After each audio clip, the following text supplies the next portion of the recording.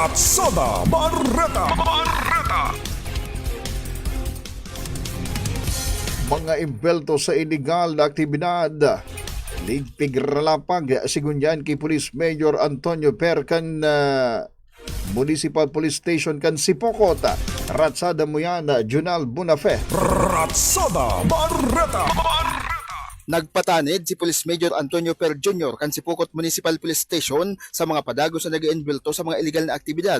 Ini sa indang padagos na hahasugon. Kaibanan ang mga nagagamit asin nagpapabakal ng ipinapangalad na bulong o sabusaray nin mga badil asin iba pa. Uya ang partikan pahayag ni Police Major Antonio Per Jr. kan Sipokot Municipal Police Station. Man po sa mga daipa nagpupundo or may planong mag-involve sa mga illegal na aktibidades, arugang sa illegal na drugs, pagbago na po kita, maghanap na po kita ibang hanap buhay. Kamo po, di may mga kamupundan hanggang kayo kamo magbago.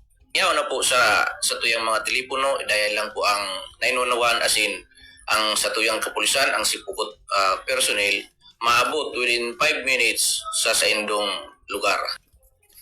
Parte sa nakan pahayag ni Police Major Antonio Per Jr. kan sinambitan ng hipatura sigon sa opisyal na aktibo sinda sa pagpapautob kan mga ordinansa sa indang lugar asin dagos na pinasalamatan ang publiko sa suportang itinatao sa kapulisan asin ang mga barangay tanod na aktibo ang partisipasyon sa kampanya kontra kriminalidad. Tinaawan doon pa kang nambitan ng opisyal na higot ang pagpapasunod kun kasuguan na 5 minutong pagresponder kun kaipuhan ang presensya din kapulisan kasabay kang aktual na pagpapahiling kansay mex o simulation exercise na nakapagresponder sa laog ng 2 minuto asin 30 segundos. Para sa 92.7 Eagle FM, Junel Agagad Bunape, Ratsada Barreta. Ratsada